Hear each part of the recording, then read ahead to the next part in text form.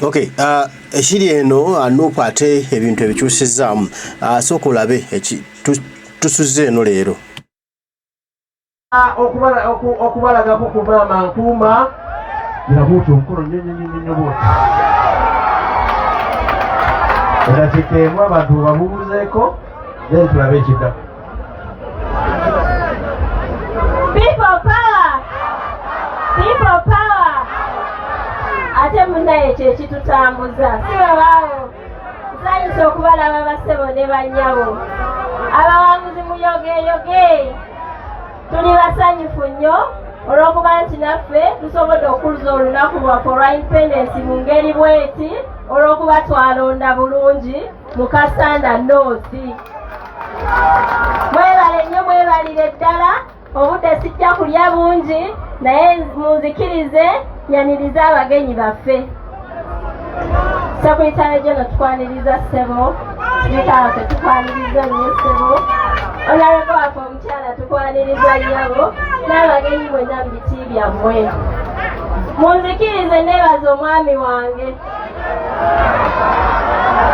Ssebo tweyanziza nga Kasanda North okutusanyusanga bananga atusanyusanga ab'e Kasanda. Nze ndowooza tukikole neera obutakoowa kuba bye twagala ebitusanyusa. Mwebale nnyo mwebalire ddala.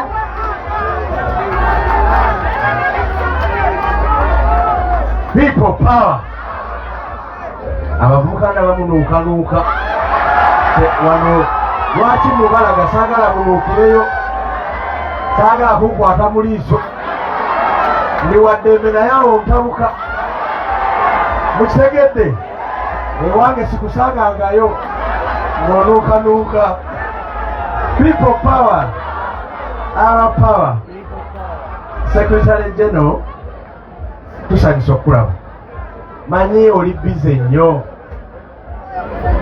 manyi pulezidenti waffe waali umulekeredde bulekerezi naye ng'emirimu mingi egikola ki gitambula.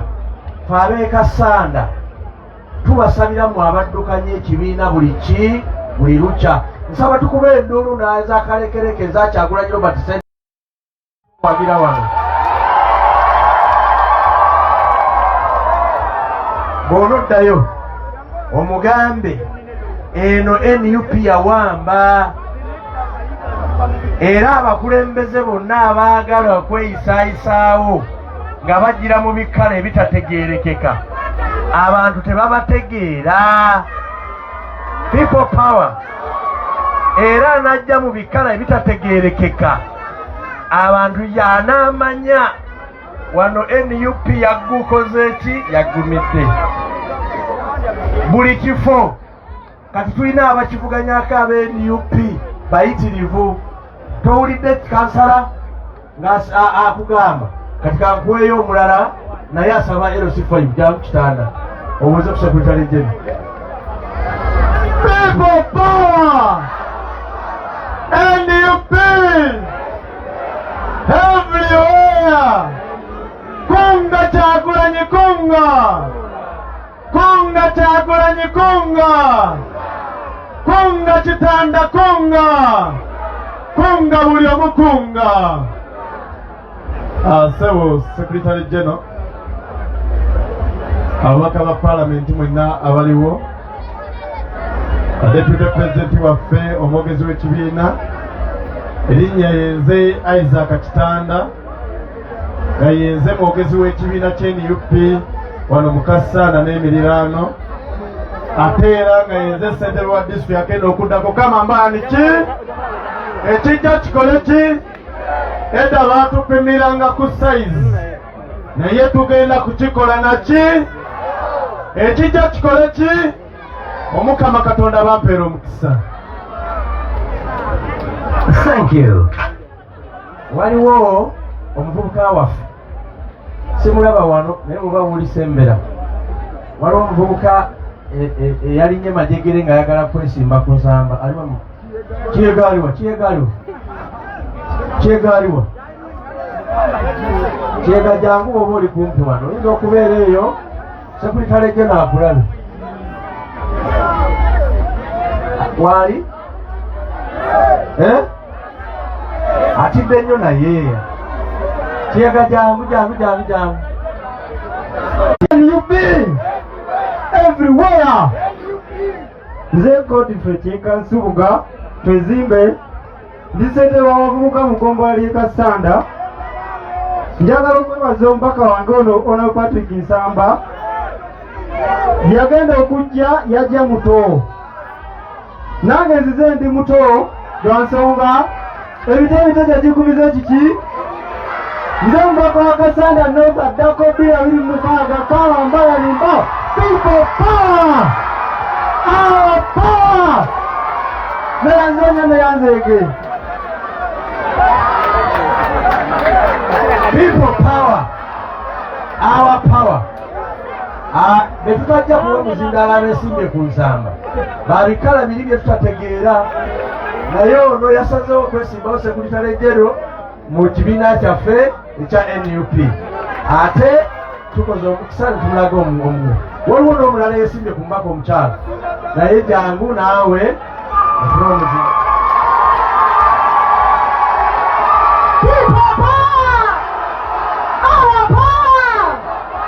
badde ntandise kunga naye bonna abakunga 226 nakasumba ttafiri abagenyi baffe sekretary general ne sipiika n'ababaka mwenna abalimu abakalyabenti bannange happy independence to you all. Honorable Nsamba nkwebazaamuko nebaza nnyo Honorable Nsamba kuba tatulekeredde ffe abazze ate nammwe mbebaza bannakasanda kati temukyampita mwana muto era kati sikyabiwulira kati bannange ekuze mumpe imbaweereze nga bannakasanda ate nno n'omwami mwagala mu Kasanda people power our power kunga David kunga bane mwagala nnyo mukama abampera omukisa people power our power abeebikalakala abeesimbye ku Nabagabe tetujja kubawa muki omukisa gwaffe ogwa NUP ab'NUP bebali wano people power basaba ne bannyabo basaba ne bannyabo njagala kukozesa omukisa guno okwebaza mu lukiiko olutesitesi waswa ne banne mwabalabye wano batutambuza okuva lwe twatandika paka bwe tutuuse wano mwebale nnyo mwebalire ddala njagala okwebaza bamaneja b'amatiimu bamaneja ba ttiimu ya Kalwana muyogeyoge bamaneja ba ttiimu ya Kasanda muyogeyoge bamaneja ba Kamuli muyogeyoge kuba mwakuteekya namba 3 n'abasaabu kawunti abakulembedde okuva sayidi eri nammwe tubayozaayoza muyogeyogere ddala chairman tonyiga be bakulembedde okuva sayidi ki oli ku Map Media TV nange Ronnie the Transporter nze ali mu kuweereza mu Kasanda North ekizibu mu kitundu kyaffe ate si kitundu kyokka ebbanga Museveni lyamaze wano yayonoona ekintu bukulembeze abantu bano boolaba Museveni yabategeeza nti omukulembeze alina kufuna ssente azibakole ki oba oli musajja ng'oli mu Kasanda weewandiise mukyala alangiridde wuyo ali singo batusuubiramu ekintu kiki mwesibye mu Kampala oli ku maapu kubasangana kubawa ki we najjira wano nga MP ng'omubaka talina mulimu mulala gwakola ng'akwata ssente najja n'afumba obuugi n'afumba obutogo n'abateera 20,000 mu bbaasa n'abasindika ne bakola ki nga teyeetaaga kugenda Kampala kuteesa nga ye kasita akola ekyo nga bikoze ki nga biwedde nga wabeerawo gurupu y'abantu batono nnyo abaganyulwa mu bubaka bwaki bwa paalamenti nga essente kati ebinonerawe nga segaseemu nga ngenze mu 7 million bw'ozigatta n'ozigabanyaamu bano buli omu ayinza ofuna 10 nga mmeka nga 3 oba 10 mmeka 2 naye laba essanyu lye bafunye bonna waki awamu. Kati waliwo gurupu y'abantu banene nnyo bo bakusuubiramu ekintu kimu tatuwadde ki kubanga bye baakola ki bye baamanyi. Naye nze ŋŋumira awantu wamu Kyagulanyi Ssentamu bamwagala nnyo naye talina ssente zakola ki naye bamwagala okukola ki okufa. Kakati ffe abakulembeze tudiringa n'ekyo ng'ebyo weebiri tudiringa ne problemu za gavumenti etakola ne weesanga nga nayikondo efa gavumenti eyali badde egizaawo mubaka gw'eno gikola ki gikolako. Oluguudo ne lwonooneka ne lumala emyezi 6 nga terukoleddwako omubaka gw'eno okujja olukole ki kuba gavumenti tekola ki teriiwo.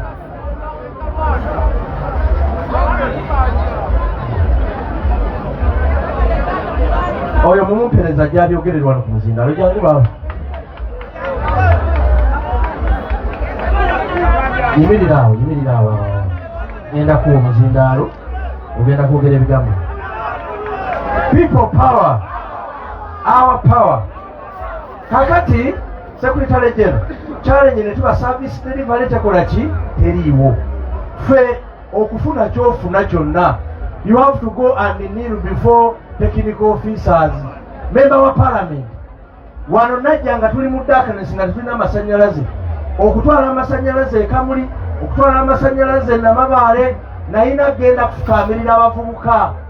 Kati nina layini etaggwa wano okugenda ekalwana neebaza Katonda abavubuka mbafukaamiridde ekimala era layini mu January egenda tandika bagiteekeko transformer naye byakufukamira byakwegayirira.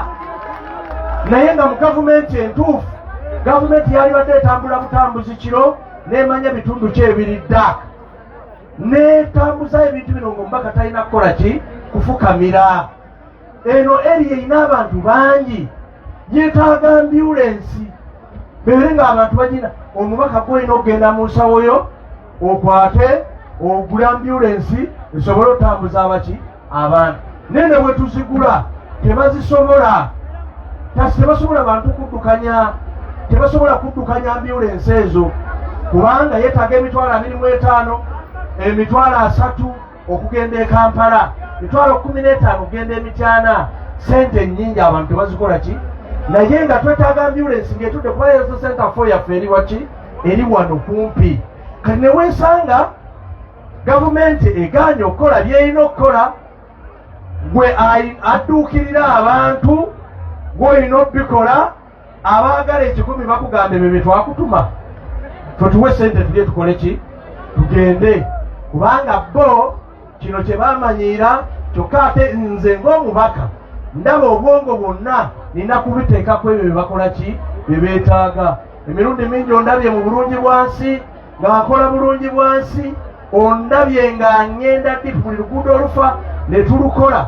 Kati balina kye baatukoze ekyasembyeyo ffe tuli balimi ba mmwanyi mu kitundu kino baatuggyeko emmwanyi ensigo olwaleero emmwanyi ya 3,205. Kati omubaka nze nkwata negenda asima ensigo emmwanyi nempita abantu zenfulumya emitwalo 7 beetaaga 35. Gavumenti yo yaggalawo tebabiriiko era tebabikola ki tebabifa. It's a very big challenge. Mbeegayiridde mu parliament mukomyewo ensigo y'emmwanyi kubanga yegaggawaza bano abantu ebintu ebiri siriyasi naye gavumenti egaanye egamba yibe tebikola ki tebiriiko mbu sente yazibawa mu PDM kyokka mu PDM abantu abaali badde bazifuna tebazifuna. Abantu baabwe mikwano gyabwe bwe bamaliriza nga bazikoze eki. Tulina challenge nene nnyo era n'ompa wano omuzindaalo nsobola okukola ki okeera challenge gy'osanga ng'omukulembeze eriwo. Kati nze ndi awo wakati nasalawo okukola bwe nti nasalawo okukola byemmanyi nti bye bituufu nendeka byemmanyi nti si bituufu. Era wano mu Kasanda I provide leadership ngaba bukulembeze. Bino byonna byolaba ebikolebwa wano bikolebwa lwakuba ndi mukulembeze.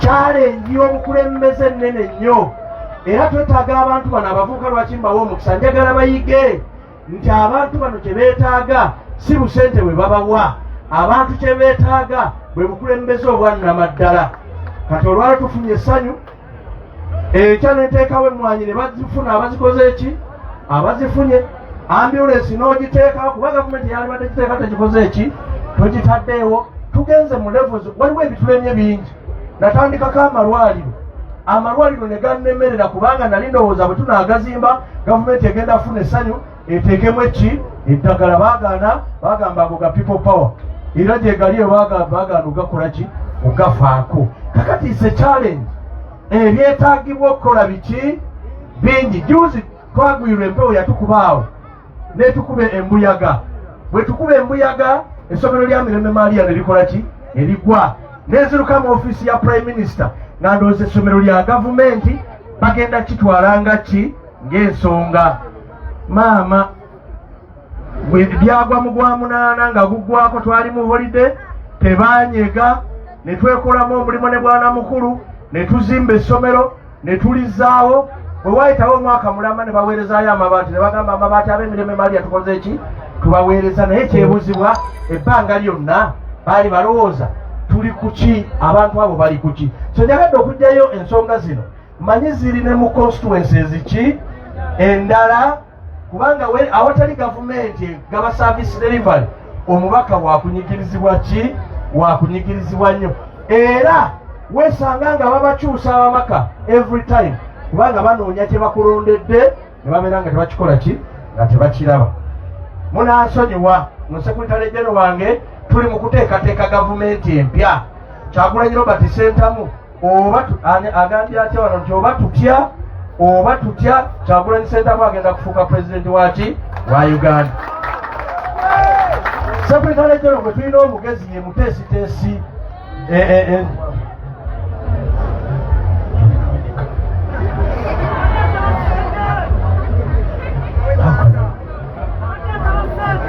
people power, our power. Atulina abakulembeze baffe wano Honorable Frank Ajanga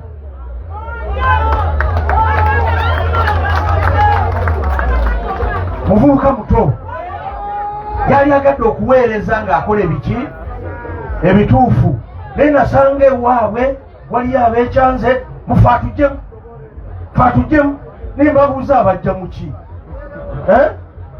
atujjemu naye mbagamba ekyo kitegeeza ki batwala obudde nga bantegeeza ne mugamba Franka abantu bano beetaaga amakubo agakola ki amakole abantu bano beetaaga amalwaliro agalimu eddagala abantu bano beetaaga ebintu byebakola ki byebeetaaga ebyaddala bino ebyokubajjamu bijjeemu biveeko kubanga tolina kyobajjamu onoomujjamu leero wajja kuyitawo emyezi 3 agambe eddamu onzijjemu bw'alayitawo emyezi 6 agambe eddamu okole ki onzijjemu nsaba tusigale nga tukola ebiki ebituufu nsaba obambulizeeko people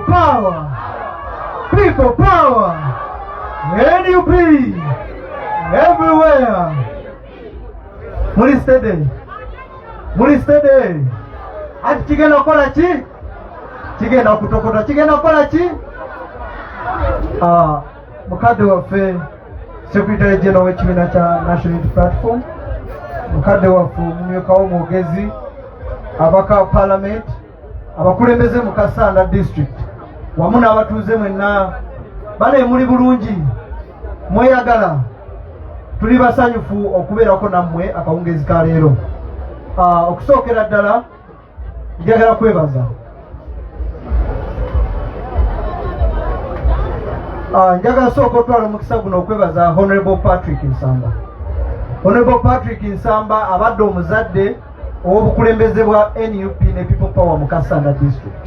Mbasaba mukubire mu ngalo ez'amaanyi. Secretary General mwaka gwa 2018 twatandika olutabaalo okununula Kasanda okugijja mikono gya NRM. Era Honorable Patrick Nsamba ye yali omukulembeze waffe mu kisinde kya People Power mu Greater Mubende. Era twali mu kaweefube oyo yakola nnyo naffe na buli omu okulaba nti tukwata Greater Mubende yonna okwali Kyankwanzi okwali Kiboka okwali Mubende Mityana wamu ne Kasanda. Era nebaza Katonda nti amaanyi ge twateekamu twasobola okununula ebitundu ebimu ku ebyo ebya Greater Mubende. Nzikiriza amaanyi ago engeri gye tugakuttemu nga tuyita mu bukulembeze, nga tuyita mu buweereza, nga tubajje mu politics. Nga Honorable Nsamba wayogedde, abantu baffe badde babazanya politics nga baagala nnyo abakulembeze abakyamuukiriza. Omuntu anajja ku mukolo n'abaleka nga amaasiddawo emitwalo 5 n'abula emyaka 2 n'akomawo era n'abagabira akakadde ne bagamba oyo yabaagala. Ne tugamba katukyuse narrative lwansonga tulina obulumi bw'ewaka. Olwaleero ekyalo kyenvaako ekyekyakatebe w'otambula kilomita 3 n'oyingira ekyalo ky'ebukoba n'ogenda ebukompe n'ogenda ekannamukwiri abantu bawo bonna baabasendawo. Naye nga babasendawo nga balina ababaka abali mu NRM, omu nga yalina minisita mu gavumenti, naye tebasobola kubalwanirira kubanga bo baali bazanya byabufuzi. Ffe tulina obulumi kuba we bava ekannamukwiri we bava ebukompe baddako kyakatebe wensibuka ewali ebijja byaffe. Wenzanyira ku bantu bano bamaze okutunda eggwanga lyaffe n'okutunda ewa gyensibuka. Ensonga lwaki twasalawo tuyimire ku mazima. Abantu bano batwagala lwansonga tetutagala. Era ne walibeerawo sikando zonna zonna ezibeera mu palamenti ne bawulira nti maama gundi ono bazimumuyita maamaani ono wa palamenti nammwe mulina erinnya lyammwe maamaani maama lususu maama bizigo yenna temumuyita newaligaba obuwumbi n'obuwumbi temuliwuliramu mubaka wa Kasanda nti yeesanze mu mbeera ekwata ku ssente ezo. Tuli bavubuka abantu mbagamba nange nandyagadde okuba nga nsiba ku nnyonyi, nandyagadde okuba nga nvuga emmotoka ziri ez'amalayo, naye ntunuulira ki kye nnyina okubagaininga ly'eddembe lyammwe n'eddembe lyange, saagala kulitunda lwa nsimbi. Yensonga lwaki nnyimirira ku mazima, yensonga lwaki tuyimiridde ku mazima tulwanire eggwanga lyaffe Uganda. Mbasaba mwenna abali wano tuddeyo ne message ey'enkyukakyuka, tuddeyo nga tumaliridde okuba nga tununula eggwanga Uganda, okulijja ku mikono gya nakyemalira, okulijja mu mikono egy'abakulembeze abanaatulumirirwa. Abavubuka nkola nga shadow minister wamwe mu parliament wamu ne mu ggwanga Uganda baatandise okuddamu okuwandiisa endagamuntu.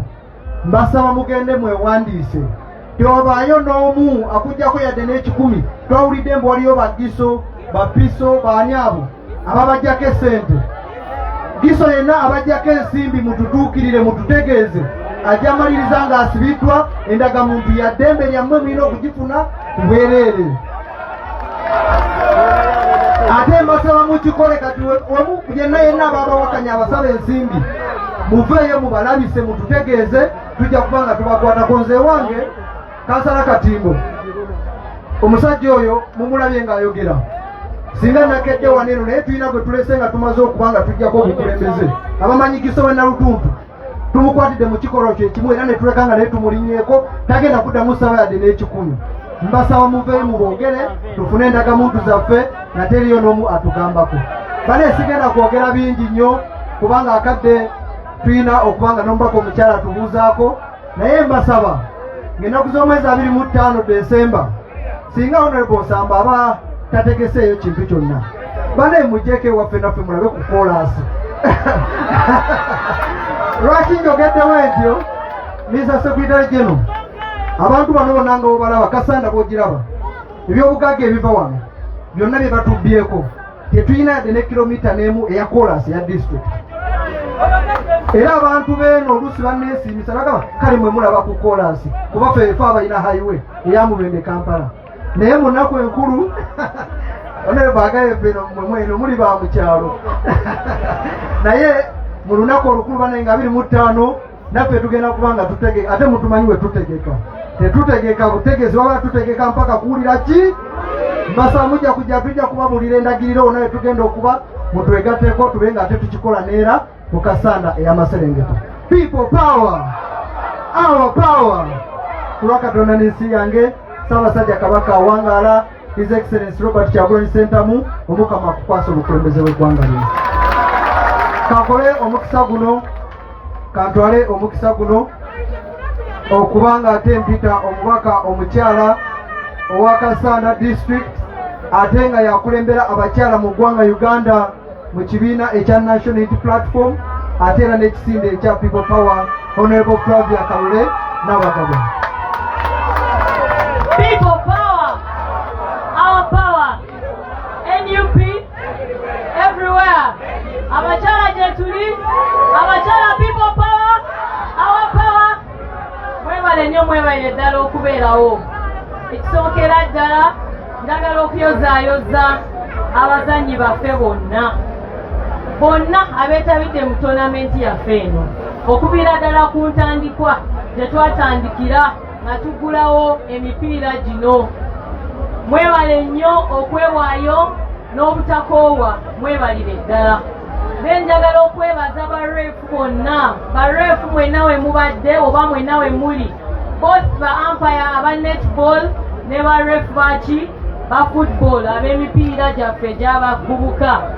Mwebale nnyo omulimu ogw'ettendo gwe mukoze okujja ttiimu zaffe wansi paka we tutuuse wano ku big is big.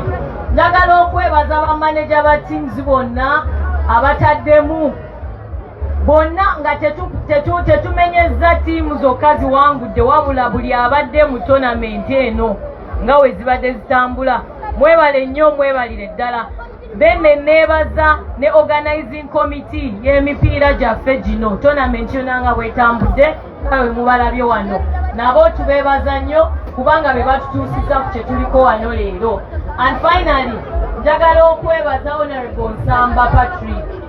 Mwebaza okubeera n'ekirowoozo ekirungi ekigatta ffenna, era mwebaza enteekateeka ennungi. Sebo weebale nnyo, weebalire ddala.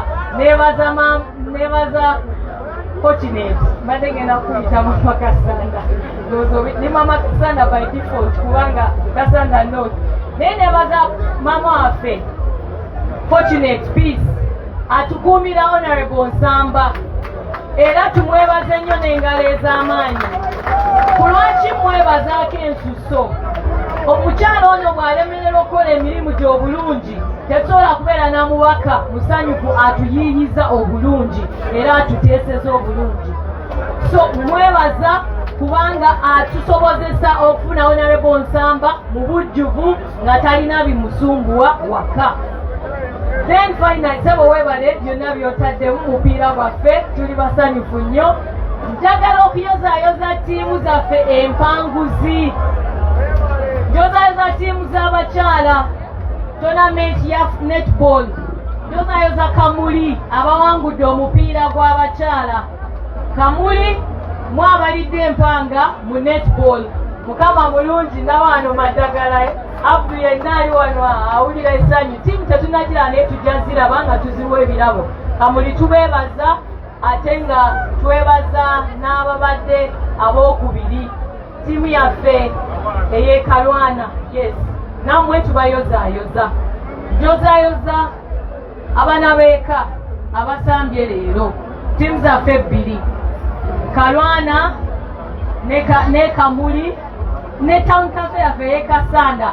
Nammwe mwebale ate njozaayoza Kasanda Town Council. Mweyo abaana b'eka Home League, Mayor, mwebale nnyo, mwebalire ddala, mutukoze bulungi. It was entertainment as well as football.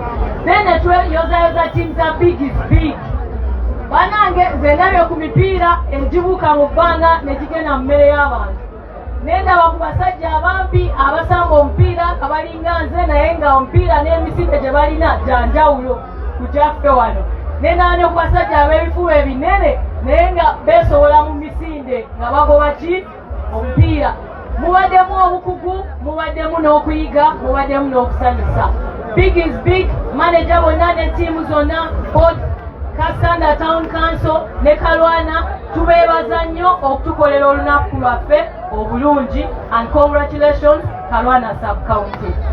Basebo ne banyabo nga mpunzika, Secretary General ne spokesperson waffe, Deputy spokesperson waffe Waiswa ne DL, tubeebaza okujjako ewaffe Kasanda. Ate nga si gwe gusoose, mwebala obutakoowa kutukyalira nga kutuzangamu amaanyi. Tuweebaza olw'emirimu gye mutukolera ku kitebe kubanga mingi ate nga gye gitukwatiridde. Information tugipasinga down buli kaseera bwe tuti. naye buli we tubalabako eno tuddamu nnyo amaanyi era tweyagala wendi wano nze ndaba sirina nakwogera bingi nnyo okuba byonna mu abagenda okukola ki okubyogera bannakasanda twasalawo tusigaza constituency emu y'ebukuya and you know very well challenge yaliyo era tuli mu lutalo lwa kuginunula naye esobole okudda mu mikono gyaki gya National Unity Platform ate nga ttiimu yaffe y'amaanyi nnyo ng'ekulemberwa sipiika waffe ow'ekijuna Kavuma John abaddewo tukola omulimu gw'amaanyi nnyo era nsuubira n'ebukuya nayo tujja ginunula edde mu Nup. Basebo ne bannyabo nga nkomye wano obubaka bange mbeebaza mwenna abaali ebukuya ku mukolo pulezidenti we yaliwo ebyaffe twabikola era amalwaliro nga honorable wabagambye bingi ffe ababaka bye tukola bye tutateekeddwa kukola naye olw'obwagazi n'okuweereza abantu baffe woolaba gap oba oyagala olabe nga ogijjawo tukola ebyo bye tutateekeddwa kukola newankubadde tubyogerako ne mu palamenti gye mwatutuma eddwaliro lyaffe ery'ekasanda wano Health Center 4 naliteekamu ebitanda by'abakyala kwe bazaalira nenteekamu obutanda abaana abakazaalibwa kwe batuukira nenteekamu weighing scale oba mizaani epima omwana nga yakazaalibwa nenteekamu drip stands ezikwata amacupa kubanga twagendayo ng'abantu babeera ku bitanda ng'ecupa nga be beekwatira amacupa ng'oli ku cupa naye nateekamu obwo obuntu kwe basobola okutuuza amacupa omulwadde n'aba nga mulwadde nga wakitiibwa nga n'ecupa erina weegenda ne tuteekamu emifaliso abantu kwe batuukira kwe babeera ne tuteekamu n'ebitanda abasawo kwe basobola okubalabira nga babalongoosa oba nga babatunuulira ne tuteekamu n'ebitanda abakyala kwe bazaala ne sabbuuni n'ebirala ebikozesebwa ebyo nabikola mu ddwaliro lyaffe lino ery'ekasanda ne mbigulira mu ddwaliro ly'ebukuya Health Center 4 bintu byebimu ne tubiteeka ne mu ddwaliro ly'omu Kiganda Health Center 4 bonna gaafuna ebintu byebimu kyenkanyi okuyamba ku mbeera ezo ez'amalwaliro ebisigadde tuli byogera mu budde bwaffe njagala okutwala omukisa guno okuyita ssebo mukama waffe deputy spokesperson ow'ekibiina wayisa mu fumbiro jangu owize ku bantu kyekyo ekiri Kasanda olwaleero lwakwongera kunyikiza kigambo kya nkyukakyuka kwongera kusitula abantu kwongera kubateekamu vibe kwongera kubateeka ku mutendera gwe twetaaga ogw'okugoba Nakimala General Kaguta Museveni era kati ebigambo byakutuusiza ddala njiri wansi abantu bamanye nti buvunaanyizibwa bwa buli omu okugoba General Museveni bongere bamanye nti nno tulina okubikola ffe nga tubyekolera okujjawo General Kaguta Museveni ate nti Kyagulanyi noba nga taliiwo tulina okusigala nga tubikola tuleme okulaba nga tulowooleza ku Kyagulanyi yekka kubanga ekyo ekibadde kiremesanga enkyukakyuka naye tumanye nno ne bwaba nga taliiwo Kyagulanyi tusigala tubikola Uganda yaffe tujja gikyusa tubeere mu nsi ennungi tweyanziza abakulembeze b'Ekasanda mwebale nnyo mukulu wa Honorable Nsamba webale nnyo Patrick omukyala Kalule Flavia Nabagabe tweyanziza na buli omu tubadde mu nteekateeka mwebale nnyo mwebalire ddala okuba nga tubiriwe